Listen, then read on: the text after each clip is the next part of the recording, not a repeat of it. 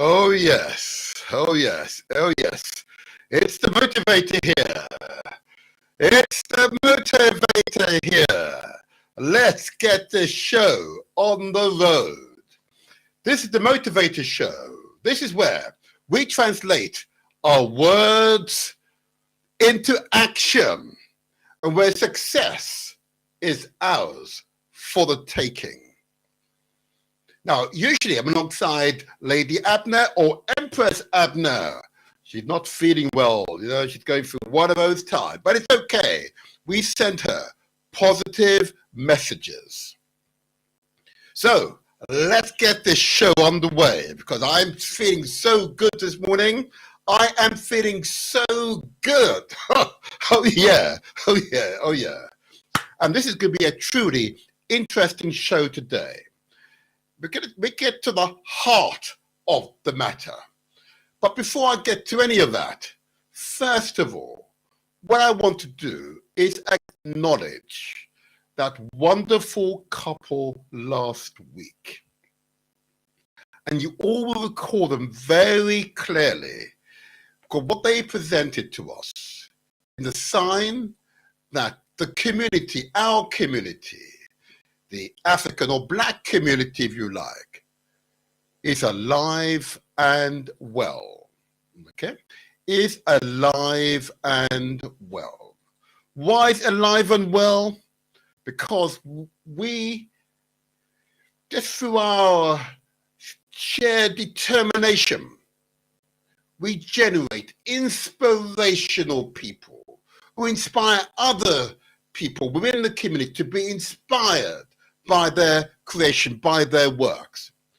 I want to give a big shout out to David Simon and his wonderful wife, Neb.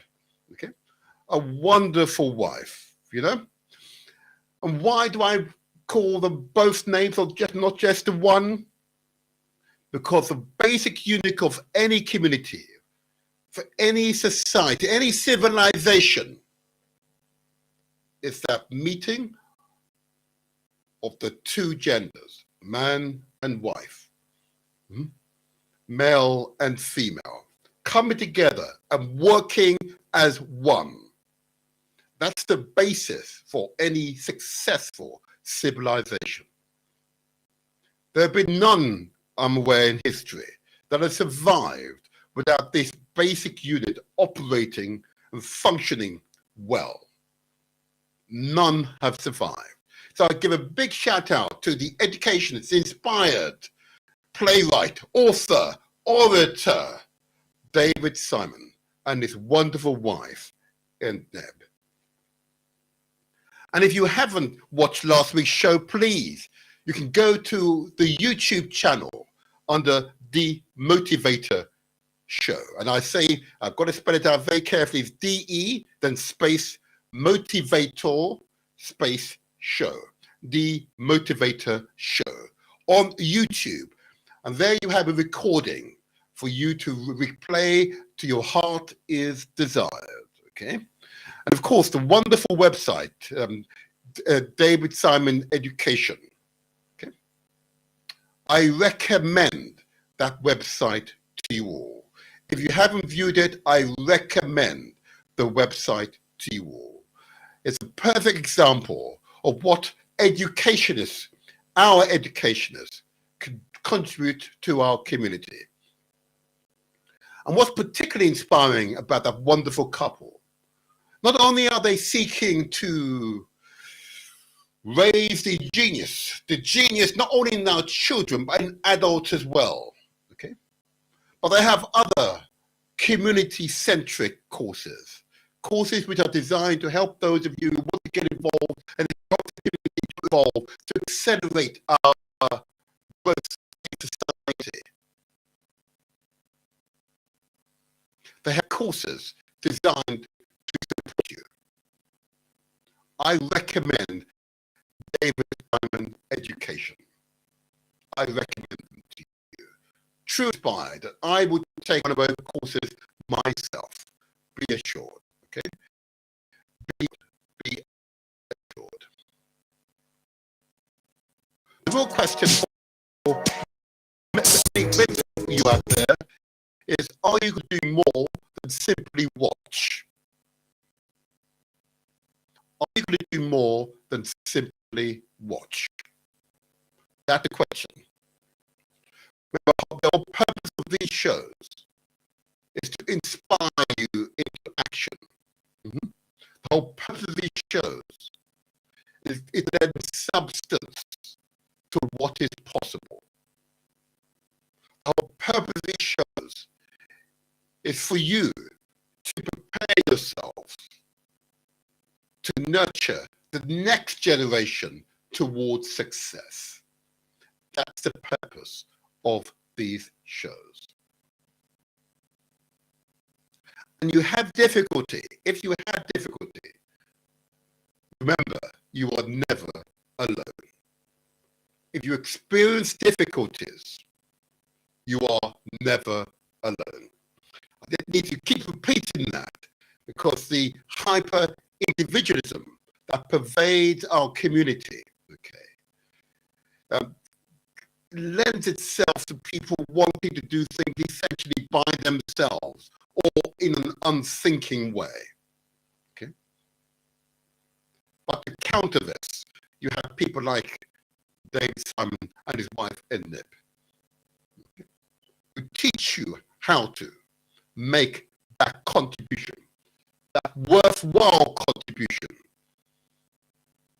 and give you purpose to your lives. Oh yeah, oh yeah. Thumbs up to David Simon Education. A thumbs up. And indeed, if you're viewing us on YouTube or Facebook, please give us the thumbs up or the like. Press the like button. That's further affirmation that we are on the right track here. Further affirmation. Further affirmation. By the way, so now I've said enough of that one. I want to go to spend 10 minutes on these health messages. Health messages are absolutely critical. We cannot survive without these health messages being received by you and being actioned by you. Why is it a problem? Because I have seen the stats. I have seen the stats, and the stats make for uncomfortable reading when it addresses issues pertaining to our community, the Black or African communities, in Britain, the Caribbean, or the Americas, most certainly, and many parts of the motherland of Africa. I've seen the stats, and they make for uncomfortable reading. And it therefore implies that we've got to take action, personal action, because reparations begins with self. I say again, reparations begins with self. So I'll spend a few minutes giving you a few health tips, just a few minutes, because this is where you take responsibility for your health, your general health and well-being. And that's always the first step in a reparatory justice environment. You who should benefit, you who's experienced a deficit, must take responsibility for it, for actions then to follow. So I ask you, please, to consider the amount of sugar and salt you add to your foods. Sugar is one of those pleasure ingredients we add to our foods. Sugar is one of those ingredients many of you will be well aware that as children were given as treats, as sweets. Sugar, sweets. Yep. And we smile instantly when we give it to it because the chemicals that's in sucrose or sugar are very similar to the chemicals in our brains, the pleasure chemicals. And it's for this reason it is a challenge for us. And those of us from the Caribbean and the Americas, most certainly, yeah, where there are large cane brought cane fields, which are of course grown and exported worldwide. I hesitated, but I've tried to avoid the word, but I had to say it. Yeah. But the problem for us, of course, is the habit has become inset as part of our culture, as part of the cuisine. So we eat and consume excess amount of sugar. And that's Professor Hilary Beckles, the Vice Chancellor of the University of West Indies, has noted. There is an epidemic of diabetes in the Caribbean. And here in Britain, there's abnormally high incidences of diabetes in our communities. Abnormally high levels of diabetes. What's the consequence of that? Diabetes has a direct impact on our general health. The need to take insulin every day because your body's become numb to it. It's no longer processing sugar. Yep, the insulin's become numb to the presence of sugar. What's the consequence of that? Well, many of you be well aware. Yeah, many of you be well aware. If you know someone who's a loved one, a friend, or a neighbor, or someone in your network, will be aware they can be quite debilitating. Yeah, shorten your lives. In some cases, cause you to lose your limbs. Yeah, all because your body no longer processes sugar as it should, because it's been overwhelmed with the quantum of sugar that we consume. So I ask you to consider the amount of sugar you consume. Equally, I ask you to consider the amount of salt that you consume. Again, salt is one of those ingredients we add to our cooking for flavoring purposes, as opposed to sweetening with sugar for flavoring purposes, enhancing the flavor. And yes, it does have a notional impact on the flavor of foods, most certainly. But we do it to excess. Consequence, hardened arteries, the raising of blood pressure, yeah, the pressure it places on our hearts. And many of you be well aware of the consequences of excessive amount of salt in your diet. So I ask you to consider the amount of sugar and salt you add to your diet. I appreciate and I get the challenges. I get it. I understand. It's difficult. It is truly challenging. And I apologize. So I have to remind you every week, I apologize. I really apologize. But I've seen far too many members of the community who become weighed down with diabetes and hypertension or high blood pressure. Okay, far too many. The levels in our community are way above average. Okay, and these are fundamentally lifestyle conditions. In other words, we do it to ourselves. We do it to ourselves. I equally ask you, please, also to consider the amount of carbohydrates and fat that you consume. Okay. I realize it's a difficult one when it comes to carbohydrates. Again, it's an integral part of our general cuisine. Whether you consume it in the form of potatoes, yeah, or wheat products, yeah. And one saying, we're not saying you don't consume it, it's moderate the quantum. Moderate the quantum. just like fat, yeah, either derived from animals, from the meat that we consume, or the dairy products that we consume. It is a challenge. It is truly a challenge. Why is it a challenge? You may ask yourself, why is it a challenge?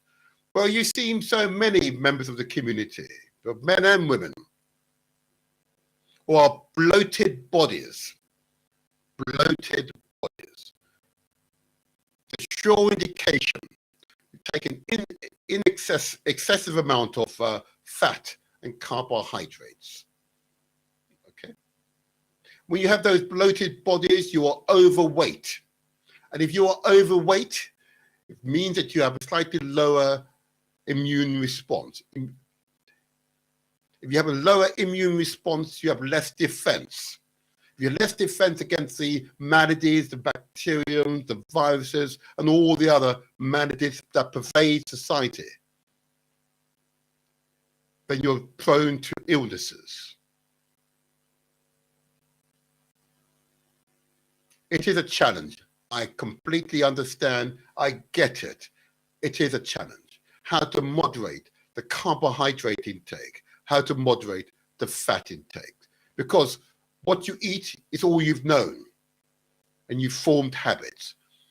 And I'm coming along suggesting to you, well, we need to modify some of those habits. And it's difficult. I get it. I get it. Starch is the other one that is a real pain in our community. Starch primarily from the rice that we consume in significant quantities. Okay? Could we convert the starch into sugars? We store it in our bodies. Yeah. Far too many of us are overweight. And I have to say, far too many of our women are overweight. When you've got 75% of our women in our community who are overweight, and most certainly heavier than the man at the same height, we know we have a problem. You know you have a problem, but we all have got to rally around, not shame, but support you, so you can gain control over the issue. But if in doubt, please speak to your doctor, speak to your GP, whoever has access to your medical records. I urge you, please, to think carefully about those 4 ingredients: sugar, salt, fat, carbohydrate, and the 5th one, of course, is starch. But all the nutritionists who've appeared here on this program, on this show, yeah, and other shows which are similar, have all acknowledged, well, what we need to do, if we want to do better by ourselves, we've got to consume more fruits and vegetables, yeah, and particularly green vegetables, yeah, but a broad range of vegetables, but particularly green vegetables. The root vegetables have their place, but those leaves are an essential part of who we are. Yeah. Green vegetables is essential. Yeah. And it is difficult, I get it. I get it. More fruits and vegetables. Drink an appropriate amount of water. I know for some, even that's difficult as well. 2 to 3 liters, I'm told by the experts. Okay, it may vary from person depending upon your height and mass. Okay, but seek professional advice. I am not an expert, but this is the common sense advice experts have announced. I urge you to think about this one. Okay, more fruits and vegetables. Drink the appropriate amount of water. I have my water handy here. Okay, but to combine that with another part of a feature of our general lifestyle that we all need to think about.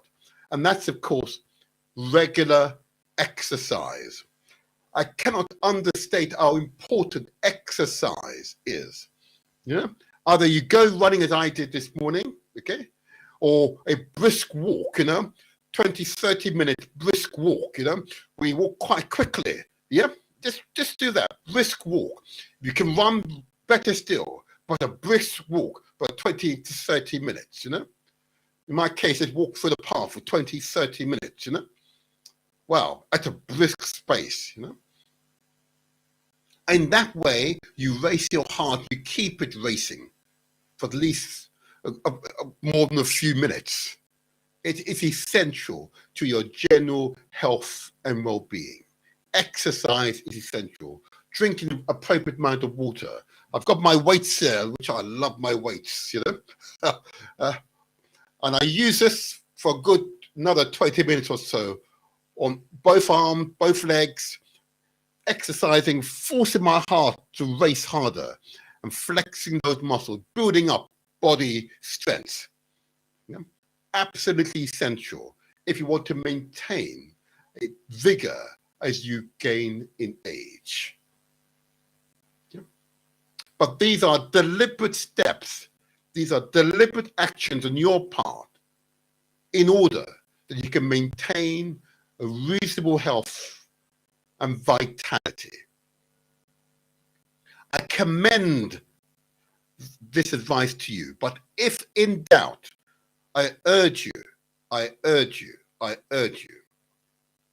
speak to your doctor or whoever has access to your medical records. He or she are best able to give advice that is tailored for you. This is broad advice, what I'm providing. The specific advice will be provided to you by your local experts. Use your doctor, a nutritionist, or someone who's been trained clinically or in physical health. I urge you all to heed this advice because there's a wonderful person, inspired person on galaxyfui.net where this program also is transmitted via. Dr. Stephen Ferguson. And he says, let your food be your medicine.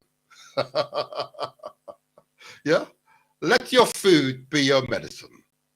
Yeah? I cannot quote a better word than that. Let your food be your medicine. Okay? But you've got to take those deliberate action because remember, success is yours for the taking. Yeah.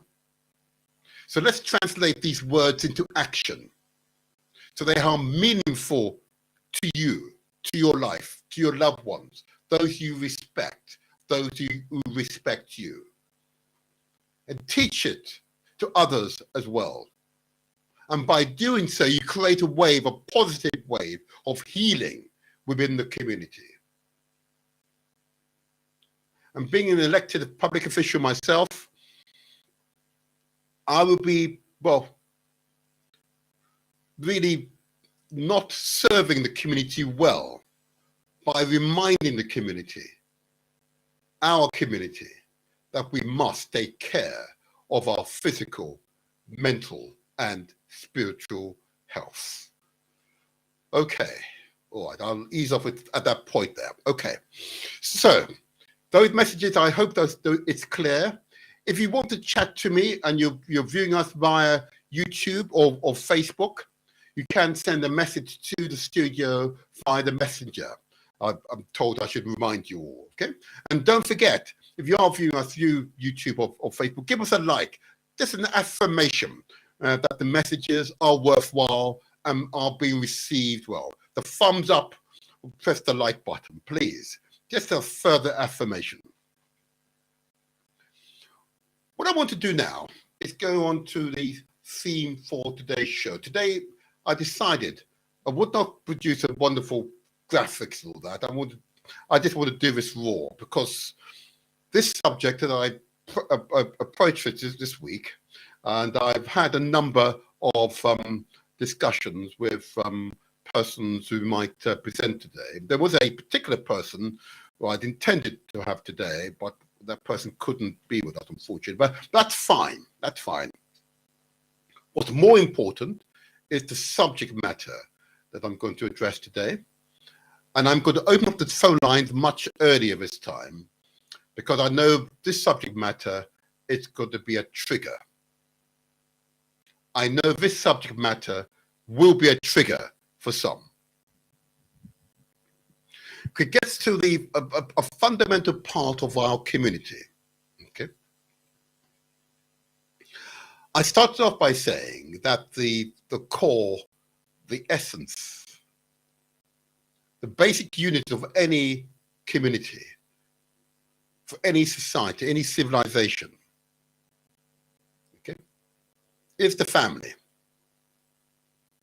Yeah, they're coming together, two people together to work, support each other, and hopefully with that union, they will have children, and they will nurture that child into adulthood. Mm-hmm. You couldn't do it as a single parent, that's true. Don't misunderstand. I think all single parents will affirm it's tough. Yeah.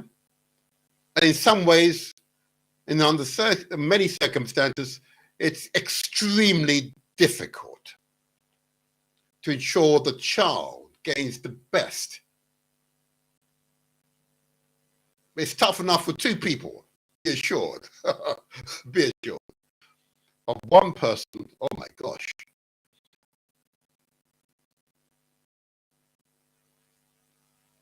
Wanted that to sink in, because that's the essence of today's show. The African or Black family matters. And this will be a sequence of shows over the coming months. So this is part one. And so I would go ahead with this time. This is part one, because it's, I can, judging by the, those who I know who I started discussing this subject with, it most certainly was a trigger, okay? And we're all responsible for the current situation. We are all responsible, both men and women. We are all responsible. I would emphasize that we are all responsible, okay? And I'm not going to accept any cause that blames other people. Okay, I'm not going to do that. Okay, we are intelligent enough, able enough to manage our own community. I repeat, we're intelligent enough, able enough to manage our own community. So I'm not going to accept cause that blames other people for the current condition. I just want to get that out there straight away. But why does the African or Black family matter?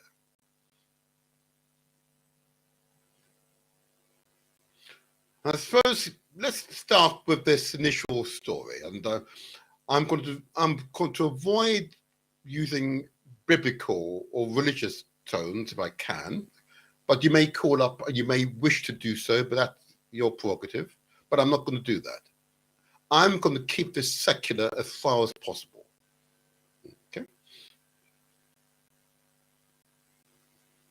So I believe that issues that pertain in our community, both here in Europe, the Caribbean, the Americas, and increasing parts of the motherland of Africa,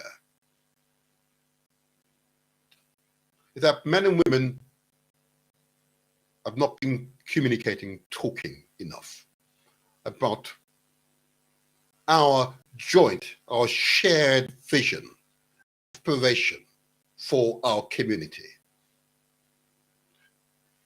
And I mean men and women of all ages and all social classes. We've allowed the hit and miss rule to be the rule.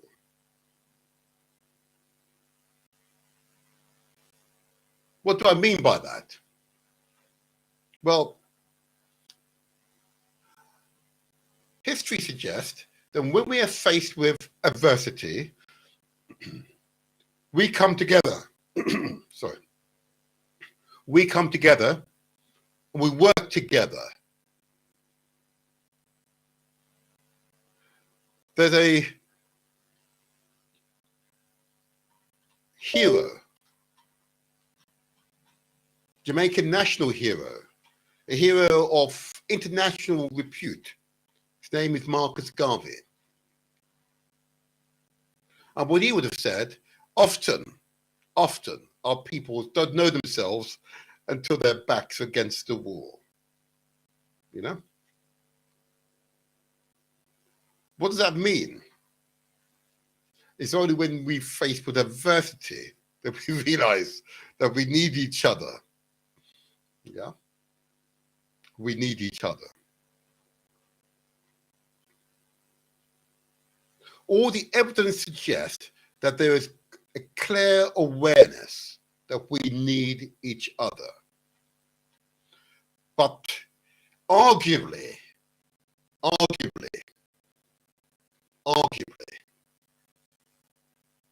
there are individuals, many individuals in our community are waiting, I have to say, for leadership. I'm going to assume they're waiting for leadership, visionary leadership.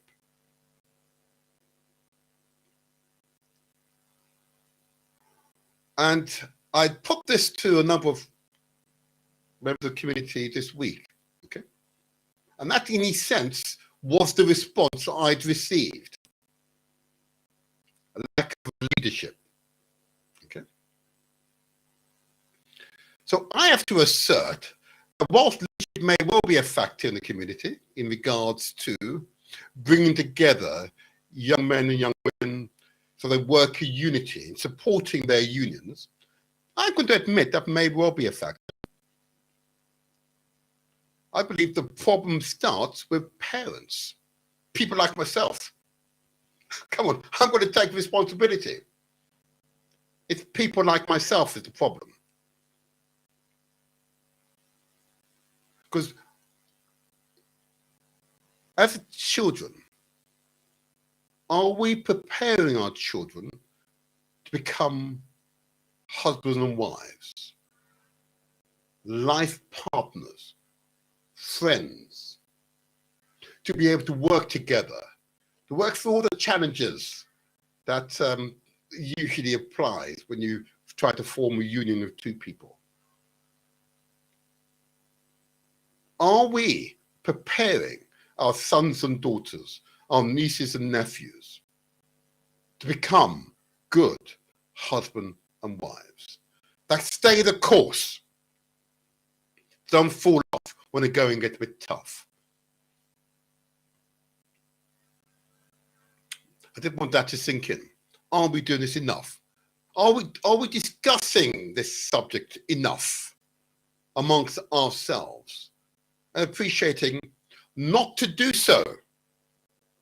We jeopardize the future of our community, the cohesion, the glue that keeps us together is family. Those interconnected families that share the same history, same culture, same ambition. Others outside the community see us as one. But too many of us don't think ourselves as one. That is a serious strategic problem. So I assert that we parents have failed too many of our children. Okay? Far too many of our children. So I've been preparing for this show and the series for some months now, and I've been studying advocates both online and in books. So I've had to do some preparation. As I delve into this subject, it's been quite evident to me as an elected official that our families often are just so fragile.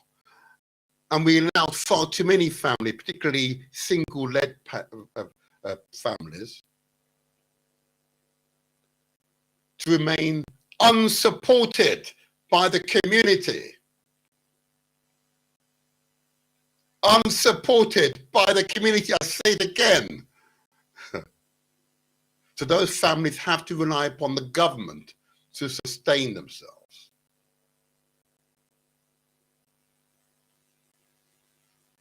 Because we, the wealthy Black or African community, choose not to support those families, or don't see it as being our role to support those families. Support those families economically, to support those families morally, to support those families through those trials and tribulations. So we parents have failed. Grandparents indeed. Okay? We have failed our children, have been failing our children. And allowing notions of hyper-individualism to take root in the community. So deeply rooted in some cases that some men will say, I don't need a woman, I just need playthings. And some women say, no, I don't need a man, all I need is a partner, as if it's a business, you know? Not a friend, not a lover, not a husband, a partner, as if it's a business.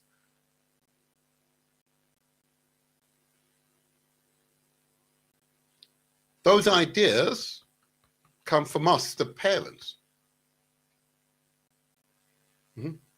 Or we fail to inculcate in our children our values, our ambitions for them. Indeed, our ambitions for our community.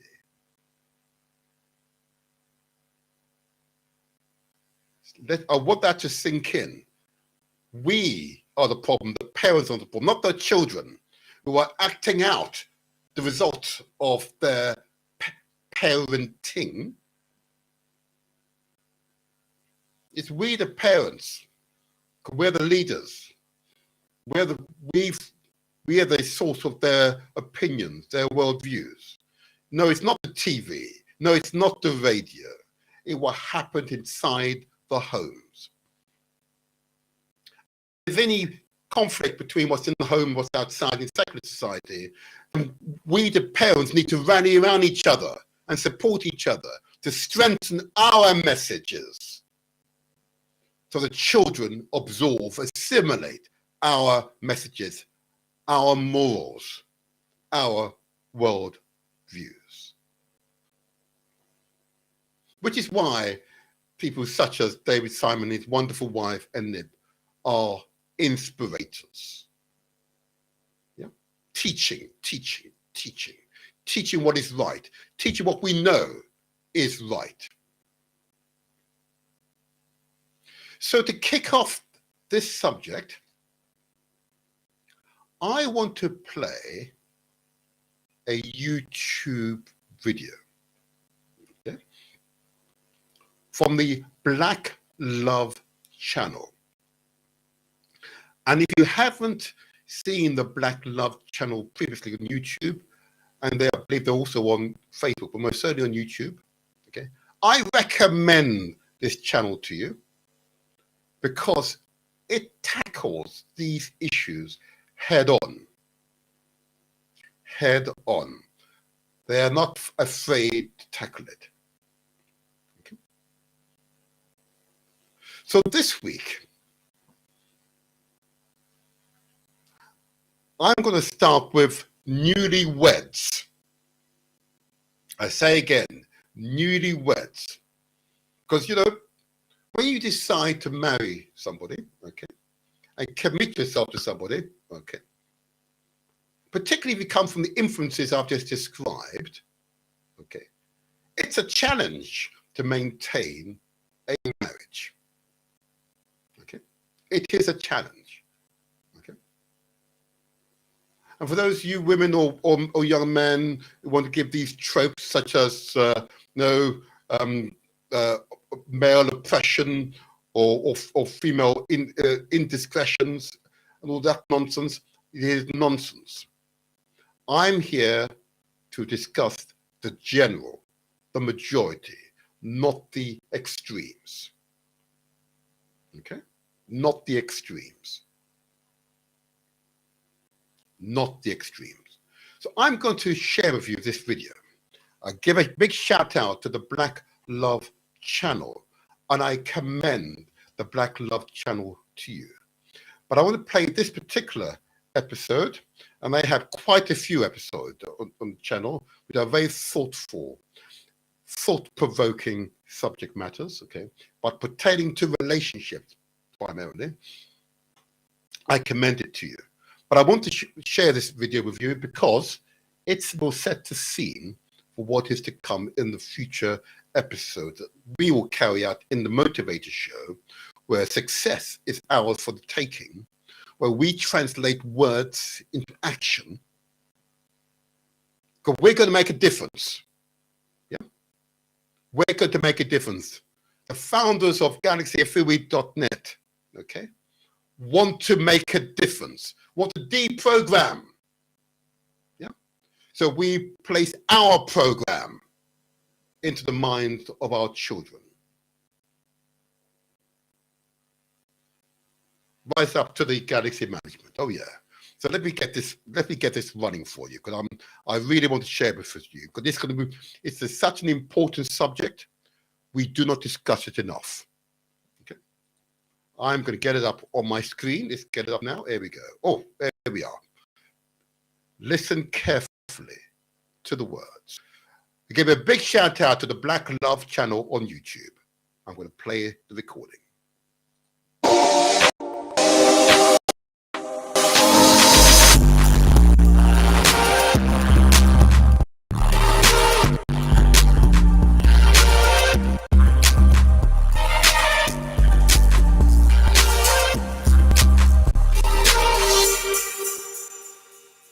Hello there, I am Tabitha Brown, and this is my husband, Chance Brown.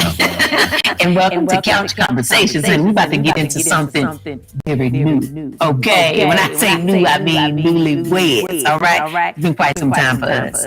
About how many years we in? I'm putting you on the spot. Oh, this was a test. 18. That's right. Wow, that's my final answer. Okay, so I would love for you to introduce yourselves and tell us who you are. I'm Miles Williams. This is my wife, Karen. Hello there. Well, you introduced me. My bad. It's Karen. Come on. I call her Killer. She's nice. Karen. We already talked about Karen. Yeah, being a Karen in this climate. Killer. This is my wife, Killer. And how long have you all Been married, what, year and a half? Year and a half. Year and a half. Very good. And what is one of your favorite things about marriage in this early stage? For me, it's the partnership. Being able to have someone that you can rely on and call, like whether it's I had a bad day or whether I had a good day and I want to share the news, I'm excited. It's being able to have a partner. Yeah, I think the challenge has been fun. Like we got married in an interesting way, but also in the middle of the pandemic. So like we had a lot of time to just get to know each other and work through tough things and have fun and celebrate each other. And it was pretty good time. Got shut down together. Got shut down. Locked in. Yes, very good. All right. Look, your turn. Go ahead. You want me to introduce you? My name is Major. And this is my beautiful wife, Michelle. We are celebrating 1 year. We just celebrated our 1 year mark. We did it. Yes. Oh, we did it. Very good. And in this 1 year, what is something that you found that you really enjoy about marriage? I would say kind of like what Karen said, or Killa, sorry. It's just having someone to be there through anything, you know, good moments, not so good moments, just having that person with you. And we got married in a pandemic too, so it's like my person. So yeah. I think for me, it's remembering that we actually are friends. That helps. It helps. It brings it right back center. Oh, this is my friend. Mm-hmm. I like you. Yeah. I like you. Very good. I love that. You my friend too, babe. Almost there. My best friend, as Quest would say. So, as I said, we've been doing this for a long time, so we're not newlyweds. And once upon a time we were. sometimes I think though, because we were together for 5 years before we ever got married. And so I often feel like our newlywed phase was in our dating phase. So we didn't really technically have what I feel would be like a little bit traditional newlywed phase because we was already living together. We had the baby, honey, baby was the flower girl, okay? We were already in. Which made it easy to have an argument early on in our newlywed phase. Like, oh, we've been doing this for 5 years, you know? So, as newlyweds who haven't been together, like how, so your story is a little bit different. Can you share with us like how you met and then into your newlywed phase? Yeah, so we got married as strangers. Like literally, the day that we met was our wedding. And Wait, what? Yeah. Okay. Yeah. So we got married on TV and as strangers. Wow. And that was That's y'all. That's right. Oh, wow. Yeah. We're real people. Yeah. Crazy as the scene, right? I hope not. I believe y'all. Like so far. No, I mean, it was a journey. It's been a journey. We really did not know each other, and so we actively had to learn how to like each other, and then to become friends, and to love each other, and so it's been to live together, to argue together, and it's been a fun ride. Yeah. I'm curious. I gotta get this out. So I got a question for you. And I don't want to make it. I'm not going to put it on you, but I'm going to hold you responsible for somebody else. That's how I feel like I can get to a real answer. Would you advise your family, friend, brother, sister to do it the way that you did it? Can we curse? Hell no. No. Yeah. I wouldn't wish that on my enemies. You know, it's funny you say that because we always tell our children, don't do it the way we did. We were so young, we were 19, live your life. Right. So each scenario, although it turned out great, here we are, right? And we're still here. Each scenario is different, but it's still like a this advice that you give after living it, like go ahead and find yourself, live your life, and those type of things. So, but how old are you all? I'm 27. I'm 31. Okay. Oh, you got it. Cool.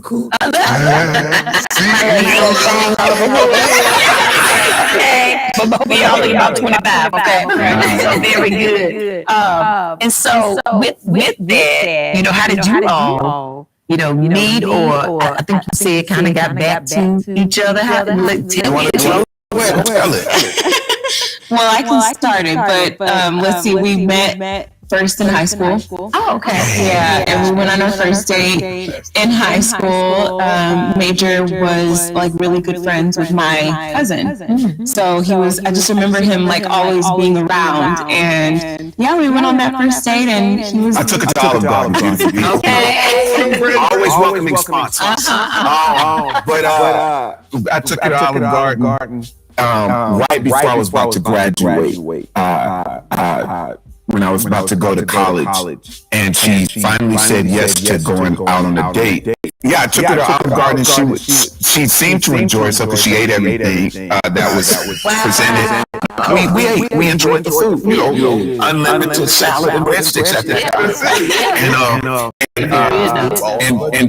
And she then said, I found out that she said he's too old-fashioned.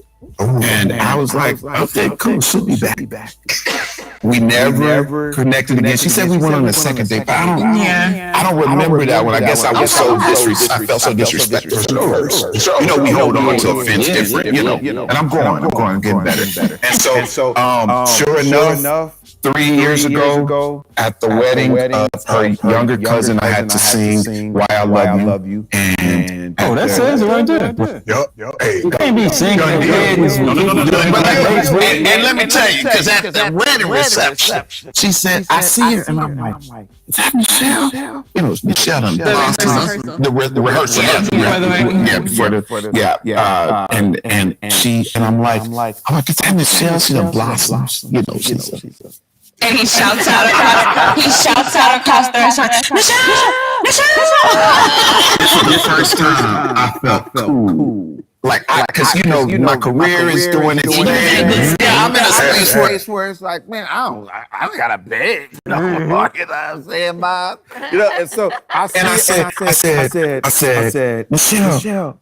She turns around, and I said, let me talk to you. And we go talking, and she's shuffling a bit. And this literally is my first time where I ever felt as confident. And I said, so how's everything going? She says, well, she's doing this. She says, what about you? And I said, well, I'm doing this with music and some acting. And she says, I know, I've heard. And I said, oh, you know. Okay. We fast forward, we exchange information, and she's back. So after y'all exchange information, they just that was 3 years ago. And then so y'all just started communicating, and it's been and we got married a year ago. In the pandemic, which I'm sure you all know that was tough. Yeah, right. I was going to say too, we were doing that long distance. So he was in California, here in LA. I was in Texas. So the entire time we were dating, that was long distance. And so kind of like y'all, but not exactly. Like when we got married and moved in, that was both of our first time living as one. So and I come from a big family. She comes from a smaller immediate family. I'm used to sharing space, but I also know how to define my space. She one of the things during the pandemic, we were apart. But we would see each other once a month. I would either go there, she'll come here, but it would be like an extended weekend. When the pandemic hit, if you go somewhere, you had to stay for 2 weeks. And then we really started seeing each other. And I'm like, I already asked her to marry me, I'm learning some stuff. I'm learning, oh man, this is for real. And so, but once you're in it, it's new lessons. And I'm like, Jesus, this is an adventure. Good and challenging. The thing about, as you now know, as newlyweds, right? The thing I always tell people, you don't know anybody until you live with them. You can't say to anybody, but until you live with someone. You don't know what kind of habits they have in the middle of the night, how they wake up in the morning. You don't know if they don't like taking baths or if they like to brush their teeth. I'm so glad she likes to bathe. It's just little things that you be like, oh, that's how you live. So when you as a newlywed, She's not talking about me. I ain't talking about you, baby. We got you. I bathe most of them. Have you found that in this new stage of learning each other, things that have brought about challenges with how you perceive someone, and then actually the reality check of like, oh, this is actually actually is how this person is. I have one.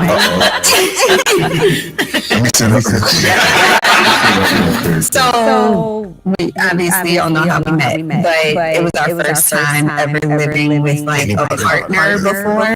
So like I had roommates in college, like you said, you don't know somebody, so you live with them. Right. But moving in with Miles and like seeing how different he was, like after he's worked all day, like those sorts of things. I'm like, you are so chill. But like meeting him, he's up here all the time. He is the exact opposite at home. Like at home, I'm like, are you alive? Like, hello. Yeah, and then vice versa. Like in public, she's very like quiet, like likes to ease, fade into the background. But at home, she's bouncing off the wall, twerking the bed, like trying to talk. I'm sitting there like, this ain't the killer dog, man.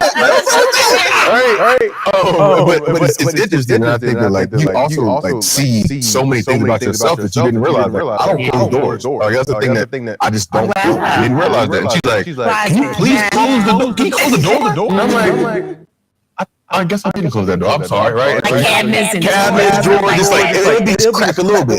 Yeah. And that bothers her a little bit. Another thing about you, he doesn't know where he don't know where anything is in our house. Oh yeah, he know where it is. He just don't want to go get it. Oh, I'm sorry. Is that normal? It's normal. I know where everything is. I'm OCD. I'm OCD when she's like, well, I mean, I'm like, it's there, and yeah, that's so. There's things that I guess I I'm an extrovert in general. She's an introvert in public. She has a way of being more extroverted with her feelings when she gets in that rhythm. Y'all know introverts really are the most hilarious people when they are comfortable. You know, and when she's comfortable, it's like, whoa. There she is. She awesome. And so I think oftentimes people think that dynamic doesn't show inside of our household, but there's a lot that we get to see of each other once we find that comfort, because it's like we can trust each other, so we're able to share in a way. I got a question. This just popped up in my head. Are you religious? Yes. From the South, right? Religious. Christian, you went to my church. Yeah. We went to the same church. This would be a great question. So now that you've been married for 1 year, right? And how you came about marriage and all of that, and you saying you learned things. What is your take on shacking? Because I know you're gonna. No, let me tell you this. I have always been the kid that my imaginary best friend was Jesus. As corny Christian as that sounds, that was my imaginary best friend. So I've always wanted to do things as I understood Bible to say. So shacking. And you down south shacking when you live together before you're married, and you're most likely doing the other stuff before you're married. I have an interesting new grace for it. Now that I'm married, because I believe that there are lessons learned that can contribute to you being better suited with the person you do your forever with from that experience. I think what possibly could be taken that is still consistent with my faith is that know who you're going to shack with. Have the intention of a forever with them. Have an intention of that's going to be the one I'm going to marry. Don't just shack just to shack, And a lot of times people shack because of convenience, financially, that's what it is. But I do believe I'm like, I was saying, I can't get mad anymore. Like, I get it. Because when us first moving, I'm like, oh, you're different than me. Like, you're doing different. Yeah. I could have learned this how to have a little time with you before. Like, and now I won't be as a, you get offended. But the thing, I guess, with marriage is it protects, it guarantees that we're going to be offended together. We just going to work through this offense. It's like you can't just have an out.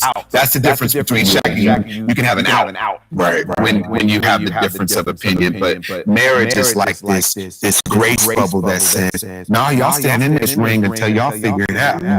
That's right. Yeah, I think you're completely right in terms of like people having it for doing it for convenience. But I think also I can easily see how people become complacent or content and just stay there. Yeah, because like I know every day I come home, like she's held it down, she's taking care of things, and I'm like, if we weren't married, they'd be like, oh, cool, this is nice. Like there would be no incentive to continue, right? But like because on our rough days and we're like. I'm tired, she's tired, and we don't feel like talking to each other, looking at each other, but we're like, hold up. Look at our finger, we're like, we gotta work through this. We don't figure this out, And so I think it's shifted a little bit, but I think I could not have imagined living with someone before I lived with Philip, because I probably would be like, you know what?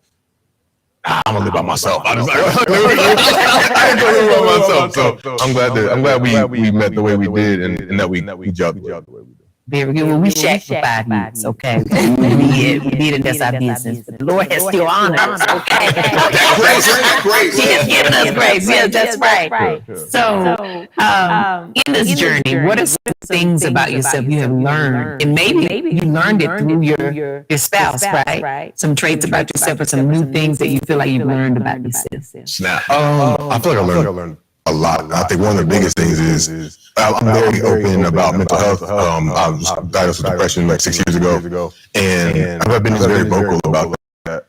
And because I talk about it a lot, it seems like I have it all under control, but it's hard. And so, but I've never actually had to lean on somebody. Or I've never really been able to lean on somebody. And see, but it made me emotional, bro. Yeah, I ain't trying to get emotional. Safe space. I'm about to safe space. But I think the thing is that I realized that I just did not do a good job of like receiving help. Like I still don't do a good job of receiving help. But then I've lived with somebody, and I'm like, you know what, like. I can lean on someone. I can be vulnerable. I can allow myself to like fully be me and be seen, and allow someone to like support me and take care of me, because I feel like my life, I'm an educator, and so I'm always pouring into people. Like I'm making sure my kids are straight, teachers are straight, everybody's good, making sure she's good, making sure my family's good. But like when it comes to me, I'm like, I'll be all right. I'll figure it out. And so being able to have somebody who's like gentle and kind and like able to let me be me, but also reply gently. But hey, like you don't see yourself. Like, what's up? Let's figure it out. That's probably been one of the coolest things for me to learn about myself. And like learn I need to let go, but also having someone who's there to catch me. Yeah. He got me emotional.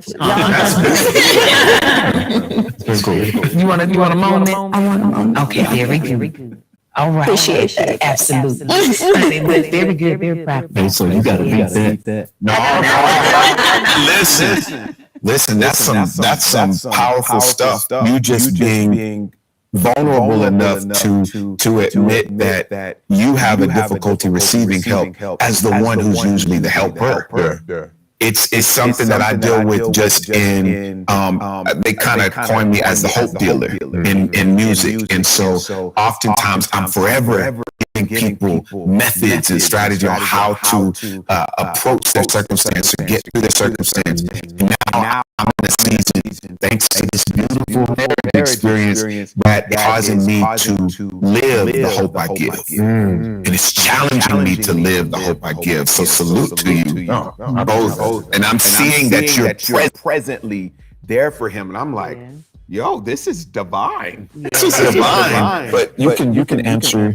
One thing that I've learned, and it is from him, Major is acutely aware of emotions, like in a room, and he can fill a space because he's an entertainer.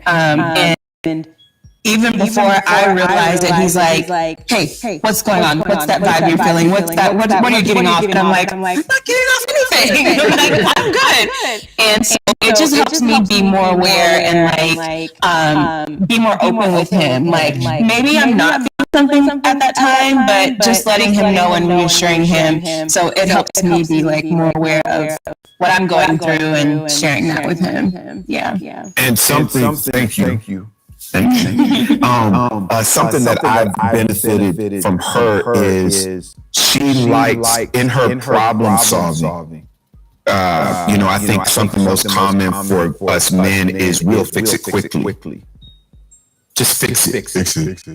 The beauty of the woman and the common mindset that I'm finding is that women, and my wife in particular, processes through the problem solving to help me see why certain things need to be fixed versus how sometimes we see fire, water, fire extinguisher, and she's like, okay, there's fire over there, so why is there fire over there if there's and then it's like helping me process through it. Now I will say that I think this processing can go a little longer. It's long, so we can speed that up a little bit, they can find that balance. the temperature's there. You know what I'm saying? Just meet me halfway. That's the new talk. That's the new talk. I feel like there's inside disrespect. When you're a year and a half in, you feel like things can move a little quicker. But when you realize that journey, it's a process, right? It's going to take time. Sometimes it might take 7 to 10 months. Right? That's what happens. So the most important thing is self-work. Yes. In a relationship, right? Like, even as for you with dealing with depression, right? And not accepting help. You have to also learn to start with yourself every day, fill you up so that you can better serve. So that by the time you get back home and get to you ain't empty, right? You still have something to give yourself to settle down by the time you get home. And then have something to offer as a partner, right? But knowing that you're safe within yourself, because you chose you first every day, right? It's a choice, right? But the patience, the time that goes in, and, you're early in, but as time goes on, you will start wishing you had more time. Good question. Now I got something just popped in my head. How long is the newlywed phase? Y'all tell us how long y'all the ones that been in there. Is it something that you thought about? Is it something that you have thought about to where, when am I going to stop? Because there's going to be anxieties, there are going to be things that you feel as a result of it being new. You haven't asked yourself, like, when does this go away? When does this go away? I've kind of thought about it. I don't think it's a year. I think we have settled in a little bit more, and I'm actually really excited for year 2 because I'm like, okay, we've learned some things to not do. Let's do less of that and more of the things we know that work. And so I'm excited for year 2, but I still think year 2 is kind of newlywed also. Yeah. Are you saying newlywed or honeymoon phase? Oh, the honeymoon phase is because that juicy. I know exactly. That jumped the news like the second day. I'm like, oh, so you packed up? I'll say this. And correct me if I'm wrong. Honeymoon phases come around again.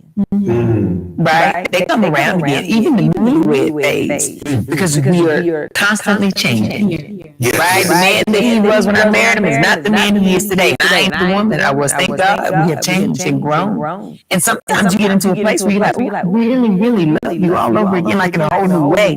And then some days you might be like, I really like you. And that's true. I love but I love you by default because we have a heart. I love the fact that love has a way of keeping when the light is uncertain or the light is shifting, and I think we got to be more real with that because, I love the church. Church has made me who I am, but I think the church can do a better job at preparing us for what marriage truly is in its authenticity. And all of it, because it's often presented as this.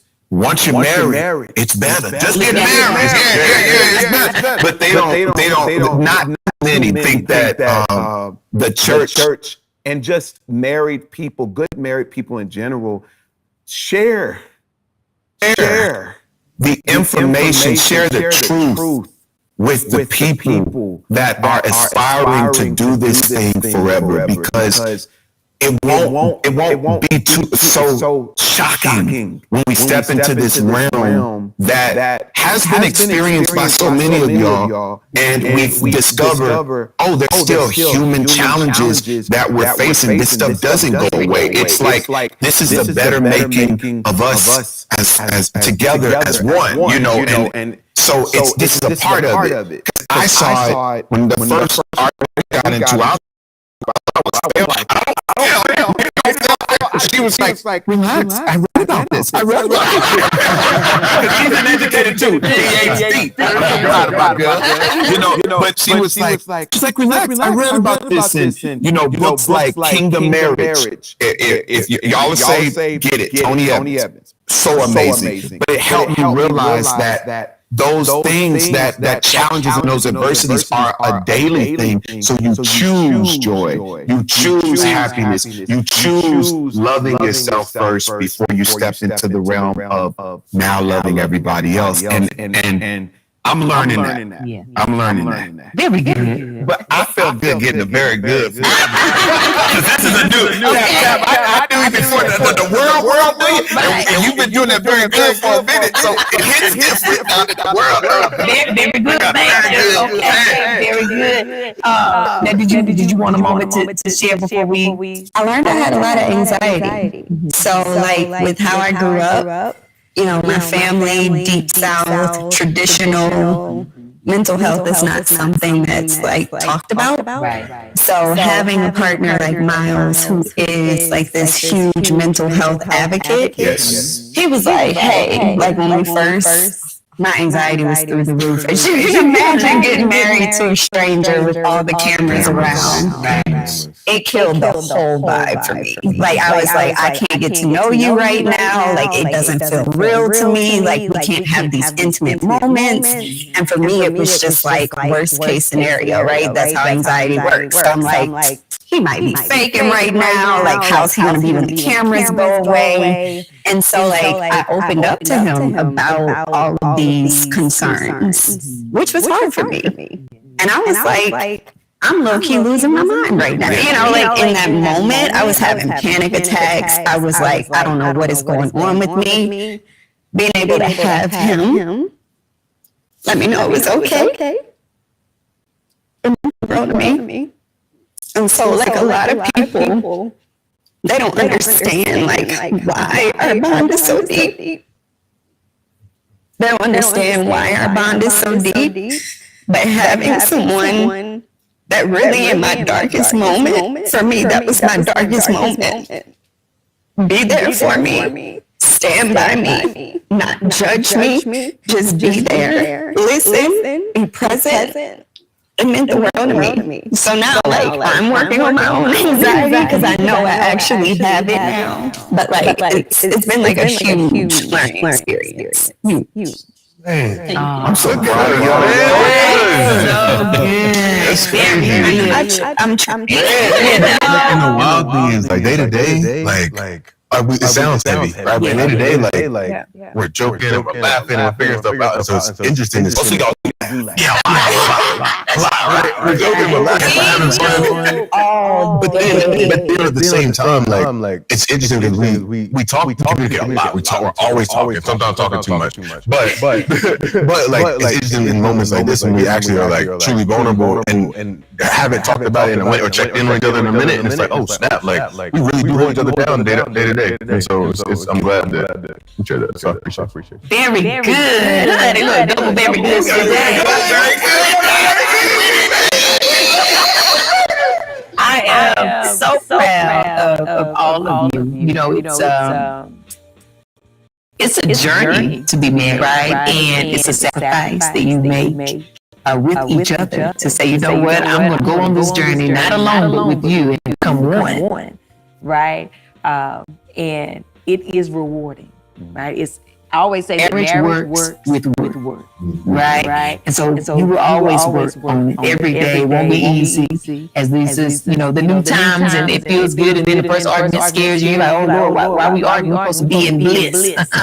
Okay, right. It's okay, right? It won't be the first, and it won't be the last, honey. It can happen, and it's all right. So I wish you both the best. Abundant blessings over your marriage, over your lives, and keep going, keep seeing each other, keep choosing each other, but always choose each other first. Choose you first, and then get together, right? So we can fill each other up as well.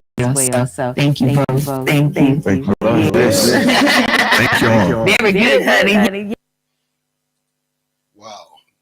Isn't that something, huh? Let's get this off the screen now. And isn't that something? Wow. Whew. Even I was moved to a tear or for a moment there. But there are some powerful lessons there for us all to take on board. So I refer back to the parents preparing our children for that union, that most sacred of union of marriage. Okay, it is not out of fashion. It is essential for us. And there are some obvious lessons that both couples there, were able to express. Well, first of all, they've created safe spaces so they can speak without being judged about their inner feelings, those feelings that we often don't say out loud. But the person who lives with you, the person you're married to, okay, that person will absolutely experience your real self, Yeah. So creating safe spaces that both in your home or other places, but a safe space where you can be yourself and express your innermost feelings. Okay. That's the first lesson from that video. These are the newlyweds, who may not have been prepared to be husband and wives, and therefore have to grapple with being part of this union. Second lesson, okay. Being able to see each other's, way of living, Do you bathe every day? He said most days. The gentleman said most days. Okay. Do you put the toilet seat up or down? Well, sometimes, Do you know where things are? Well, usually, These are our particular characteristics which make us who we are, But they should not be a source of division. These are matters for discussion and for there to be a meeting of minds. And it was interesting that the word, this is an American video, of course. And again, a big shout out to the Love Channel, an African American channel addressing issues of relationships and what it means to be married. I give a big shout out to them, and I affirm an excellent channel, excellent YouTube channel. Okay. They use the term shacking. Those of us in Britain, we might say, well, we might be living together, Or another term that some of you might use, you're not married, okay, but you become common law partners, as it were, by virtue of living together for a period. What was clear from that narrative, now marriage is the pinnacle, because once you have that ring on your finger, once you have that ring on your finger, and when you encounter challenges, because you've bound yourself by that ring on your fingers, you have to work through the issues together. Yeah, you heard them say it. They had to work through the issues together. It had to be discussed. In other words, communication is fundamental. Communication is fundamental. Okay. When the going gets tough, then you have to communicate even greater extent. Because in a marriage, in a close relationship of that type, you can hide yourself for a period, but your true self will arise. Your true self will arise. But that was the first of a series of videos from this and other channels that will play in successive shows, really to give light to relationships, to community, to children, and what on the framework, the security, the love, therefore, we give to our children, because they will be the future husband and wives. Because we've allowed in our community very negative narratives to take hold in some sections of our community. Very negative, destructive narratives, which result in families which are extremely fragile. And children, therefore, suffer in those very fragile environments. And we can do better. These are not external factors. These are absolutely internal factors to our community. It's what we do as a community that will matter. How we respond to what is an obvious danger to our community. Not enough members of our communities, not enough of our children are getting married at a stage in which they can grow together. Not enough. And that's dangerous. I repeat, that is dangerous for our future prospects. So I'm interested to hear from you all. I'm going to put the number up on the screen so that those of you who've forgotten the number will see the number and remember the number. So this is the Motivator Show, where we're having a real live discussion. The African, the Black nuclear family matters. Okay?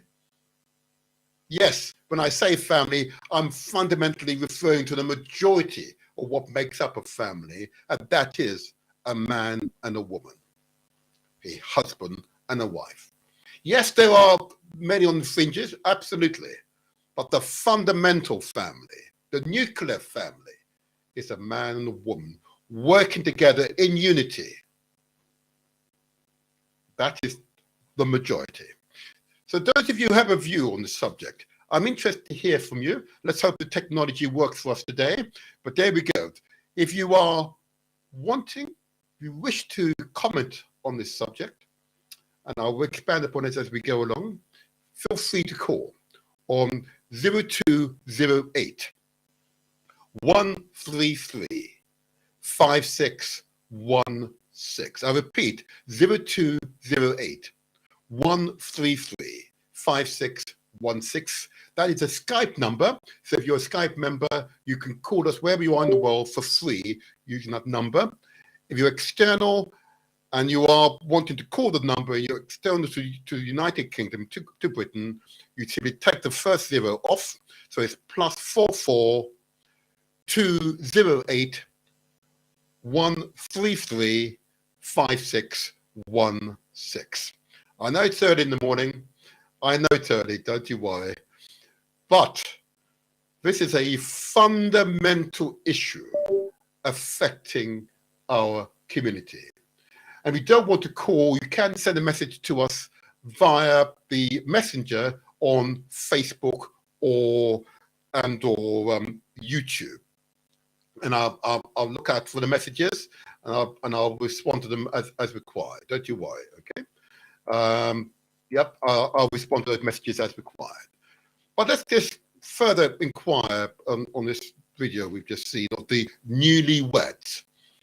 It felt appropriate to start off this series with the newlyweds.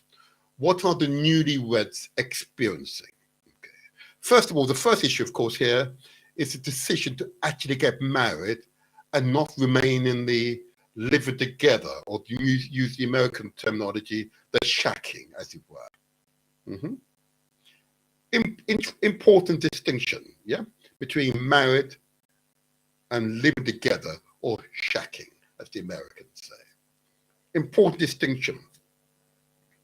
Go through a ceremony, and before the community, before the creators, before our ancestors, you give a solemn promise for better, for worse, yeah? In sickness and in health, you'll be one, always one. You'll be supportive of each other. That's pretty profound, isn't it? That is pretty profound. And if you choose right, if you choose the right husband, if you choose the right wife, they become your best friend. The person you can trust. Yeah? The person you can share all your fears, anxieties, ambitions with. Yeah? Pretty profound, isn't it? Pretty profound. Isn't that a better state than the hyper-individualism that currently pervades far too many sections of our community?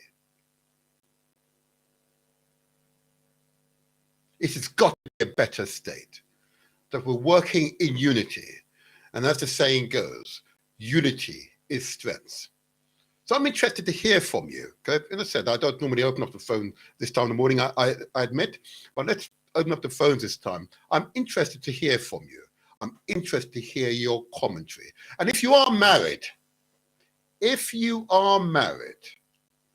I'm particularly keen to hear from you, for the married couples out there, because that's the other message that came out of this particular video. That those who are married are not sharing the information of what it takes to maintain a marriage. Yeah? So I give a call out to married couples. You know, I have a very strong propensity to support married couples in business. Okay? So I'm particularly keen to hear from married couples. But if you're single and aspire to be married, I'm keen to hear from you. I know women often have a long list of qualities they'd like in their men. I've seen the long list often, and us men are much less, well, we are demanding, you know. So women often decide who and when babies are created or brought into the world. Yeah. But it's their bodies that life is placed in. Mm-hmm. But the men choose the long-term relationship. The men choose marriage. And that's, again, one of those profound statements made by another YouTuber, someone I've come to respect, that name of Kevin Samuel. He recently passed last year. Okay? Very important observation. I must say, it took him to bring it to my attention. Women, yeah, choose who's brought into the world. Yeah. Therefore, women choose the fathers of those children. Yeah. Yes, so I see a message come up.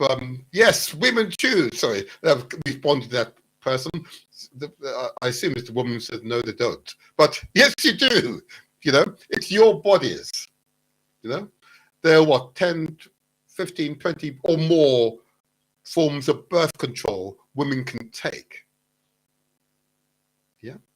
Women choose who the fathers are and when babies are born. Okay. But the men choose who to marry, because we traditionally ask you to marry. Mm-hmm. Again, profound, isn't it? But blindingly obvious. Therefore, there has to be a meeting of minds. So we parents, again, come back to us parents. We're the problem, not the children. Because we need and must provide the guidance and support to our children who are preparing on this next phase on their lives. And if we're not preparing them, and if we're not coming together as parents in support of our children to prepare them for the next phase in their life, then we are failing, collectively failing our children. So this is not a maybe, or either or. We've got to do this if we're to secure the future. Maya Angelou would have said, we must work together to secure the future.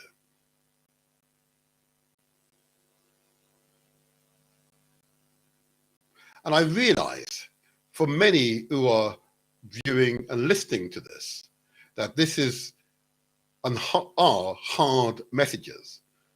I know that there are numerous single parent-led families, okay? And we all know that the single parent-led families generally, particularly in our community, poverty is one of those conditions that pervades far too many of our single parent-led families. And the consequence, it harms the long-term interest of our community. Again, it's not those young mothers or young fathers who are by themselves with children who are the problem. It's the parents in the support, first of all, the preparation and then the support of their children, their grandchildren, which is the problem. I do not understand how you could be a grandmother, a grandfather, and you have your grandsons and granddaughters living in abject poverty. Without your support, either financial or moral, emotional support, that makes no sense to me. Which is why I revert to, it's the parents that need to assert themselves and take their rightful place in the building blocks of our future community.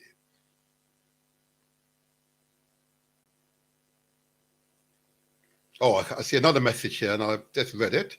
Again, I assume it's a lady talking about addressing the issue of men and their capabilities. There's always a tendency, I've noticed, and have sort of prepared some months for this series of shows, to blame the young men as being irresponsible. Okay. Oh dear, I'm not going to blame either one of you, but young men or young women, I blame the parents and preparation to preparing you to be husbands and wives. Okay. Because it's pretty clear that a child could not be born unless a woman decides that to be so. It's pretty clear far too many young men are not deciding to get married, yeah, and to have to be the provider, the protector, the nurturer of their families. Yeah.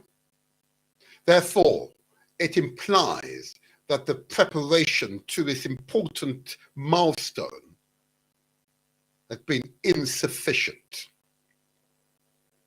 It has been insufficient.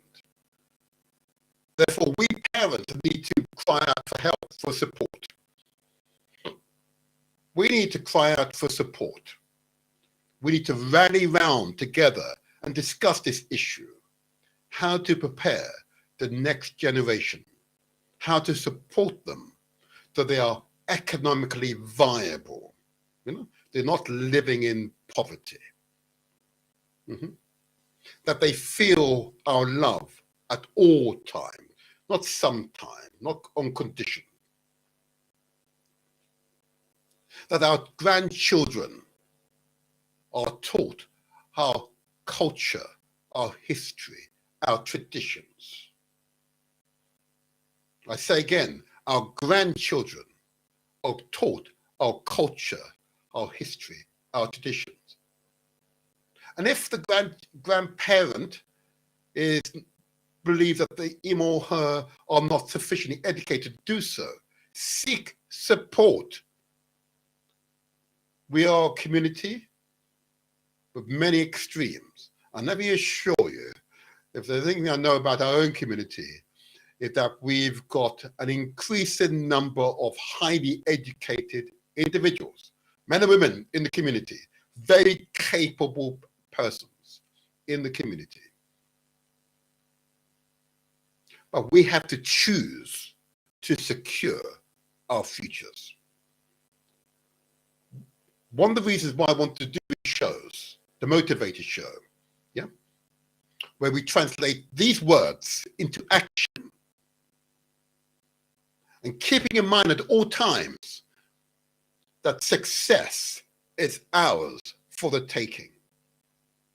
It's not other people's who's defining success for us. We've got to choose success. We have to choose success. We have to choose better for ourselves, choose better for our children, and indeed our children's children. That's why I started with the newlyweds. For the newlyweds, those children of ours, to relay the challenges of coming together in union in marriage. Okay? They talked about preparation, but they also talked about the churches and the mosques and other places not preparing them for this union. Yes, they advocate we should be married, but not preparing those children for marriage. So I say my children because I'm kind of mature these days. So you understand. I'm a grandparent. So I say to our faith leaders, yes, advocate marriage, but I urge you, please, to set up places, safe places within your places of worship, so that young men and young women can come together, have that dialogue, okay, under your supervision, and provide them with the advice, the support that they need, so they can have a successful marriage. That's what I ask you to do. And those of you who are traditional leaders in our community, who hold our culture and our history as part of your very persona, I ask you also, please, to do likewise, to prepare the next generation. It's not a series of instructions, it's a series of advice and comfort and understanding. And together, we will all make the difference. In my other hat as a public official, okay, it is quite evident to me that even when we are the majority, far too members of our community think in terms of us being only 5% of the population, and therefore an extreme minority, and always set upon. So that's a mindset. Okay. And thank you for that gentleman who gave me the thumbs up. Thank you for that. Thank you. Oh, another question. Okay, I'll take that question. A question in the chat is this. What if you don't have a mother and father? Okay. And I get that. I get that. And it is challenging. And I would hope that such persons, under those circumstances, would gravitate to where we are organized. And it, with respect to the secular sectors of our community, it does appear that the part of the community that we give the most of our resources to is indeed faith leaders, the churches, the mosques, the temples. Okay, That's where we give the greatest of our resources. That's where we tend to congregate in the greatest numbers. I would say to such a person, you should gravitate to wherever we congregate, okay? And find family within those congregation. Yeah. And if that congregation is well structured, it will have in its structure support for the individual.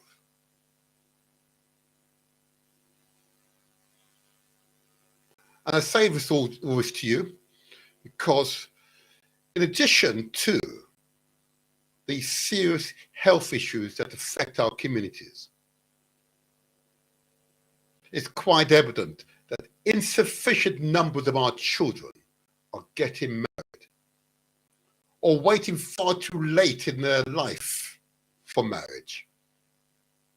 So they don't develop the habit of working together with a man or a woman to a man. Because that's the majority of the marriages we see in all communities, not just our own.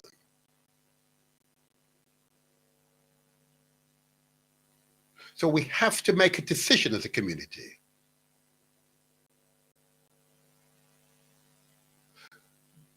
Is there a vision for the future of our community which is underpinned by growth? And are we expecting that growth just to happen? Or are you prepared to take deliberate action to secure growth? What I mean by growth, just to be quite clear, I mean, first of all, the spiritual growth. Yeah. Yeah. Mental growth. And of course, material growth. And I realize these words are big. I realize it appears to be challenging and, quite overwhelming for some. I get it. I hear you. I hear you. I hear you. Even more reason why it must happen. And if you're in doubt, please speak to whoever you respect and have these honest conversations. Create these safe spaces, as the newlyweds describe their marriages to be, safe spaces. Mm-hmm. So you give yourself the opportunity for growth. But to have less than 1 in 4 women, or men indeed, in our community ever are going to marry, these are dangerous levels, extremely dangerous levels. Okay? If it drops any further, it will undermine the future of our community. Because the basic unit of any community,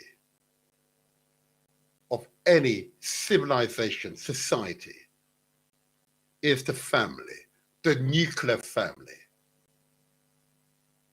The African, the Black nuclear family matters. It matters.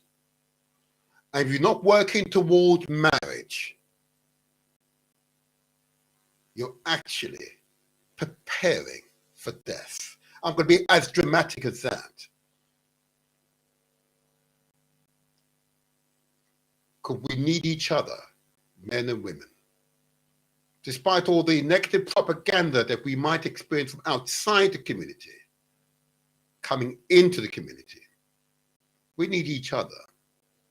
And without each other, there is no future. So shacking, living together, are simply halfway houses. What we need is total commitment to each other.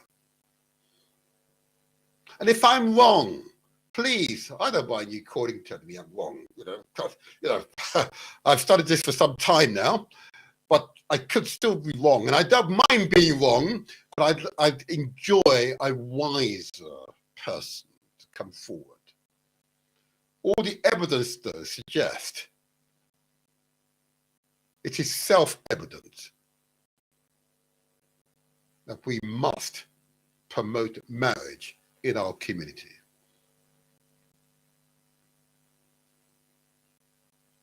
If in doubt, ask questions, as the saying goes. If in doubt. But I'm prepared, as I have in respect of health, to continue to remind us all of this important message. We must promote marriage in our community. Grandparents, we have a role to play. These are our children. Indeed, we hope future grandchildren. We must make sure they have enough wealth, enough security, that those children can become upstanding women and men, and future husbands and wives. But to do so requires a whole community effort. It cannot always, and often is not the case, it can be sustained just by 2 people alone. We need that wider support. And the video we've just watched on the newlywed was abundantly clear. That support, if it's not available, then it really is challenging. Now, the first challenge has come in, another one. Someone said here that some people, it doesn't mean all, live happily together without being married. And you know what? It is true. Let me get this right. Okay? The presenters there, the host, I should say, said, look, we shacked, we lived together. We lived together for 5 years. Yeah, for 5 years before getting married, before binding ourselves together. They admitted that. But the wife said, look, but the Lord or the ancestor looked over us and still blessed us into marriage. And one of the newlyweds pointed out that, in fact, both admitted, to shack, to live together means that there's always an out. There's an out. Yeah, you can leave at any time. If you're married, then you made a commitment before all your family, all your friends, and of course the Creator and our ancestors. You make a solemn promise to each other.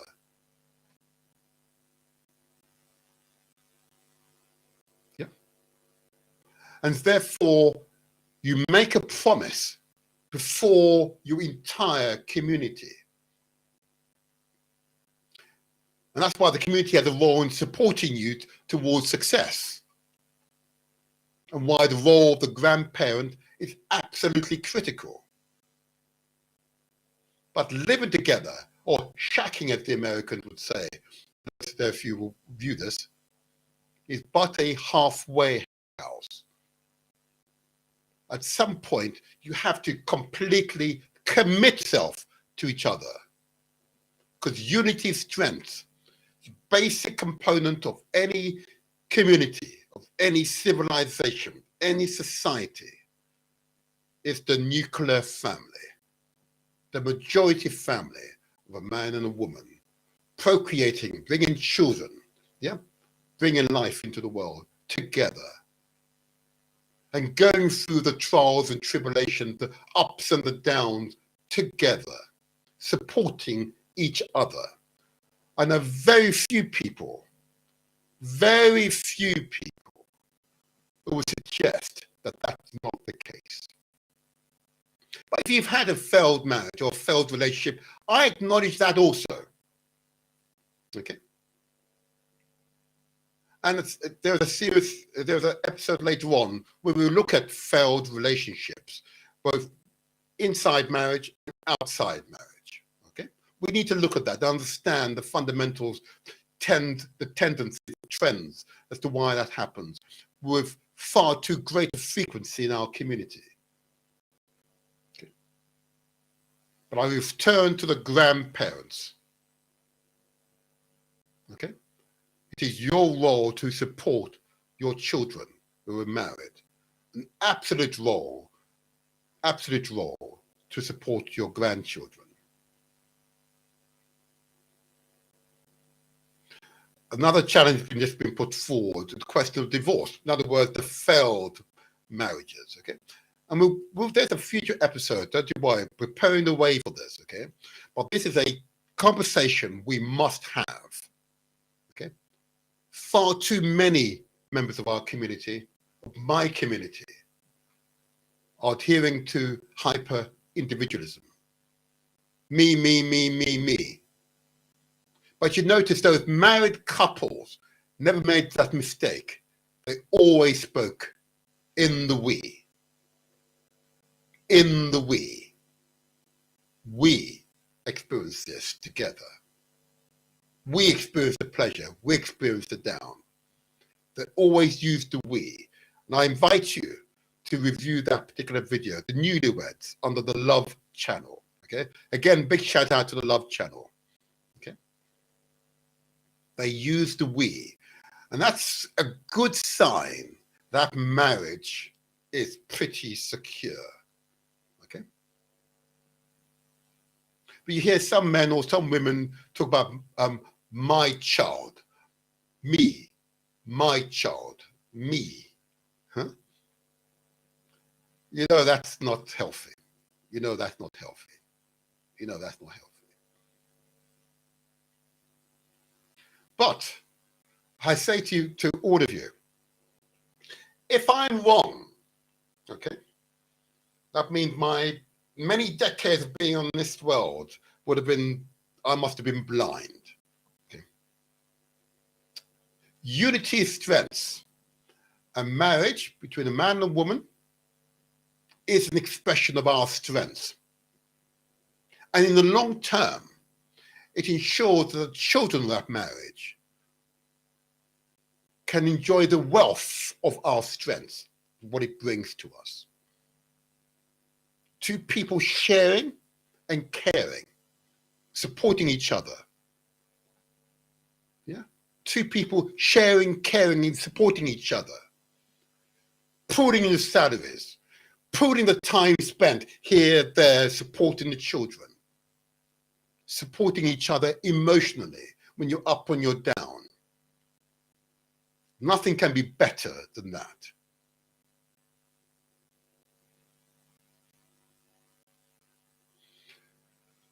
I know that often, particularly people in my age group, want to blame the children.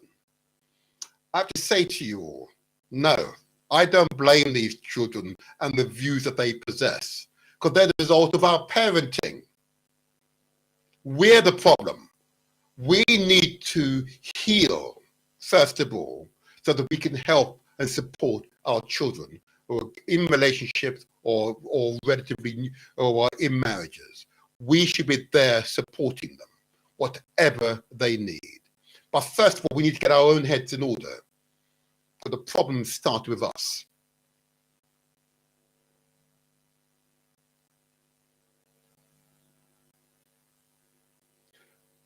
Now, I want you all to remember, success is ours for the taking. We have the intellect, we have the strengths, we have the determination to be successful. And we will be successful. So, until the next strong, I say to you, I'm the motivator. This is where we translate our words into action, and where success is ours for the taking.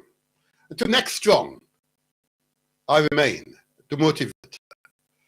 So, stay strong, people, because the future is what we make it. Praise Jah, Rastafari.